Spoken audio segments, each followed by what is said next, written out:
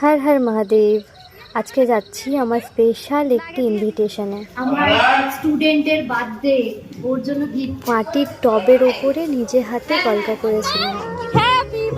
আমার এই ছোট্ট স্টুডেন্টের বাড়ির সব মেম্বাররাই গাছপ্রেমী, আর এখন বাড়িতে গাছ লাগানোর জায়গার খুব অভাব।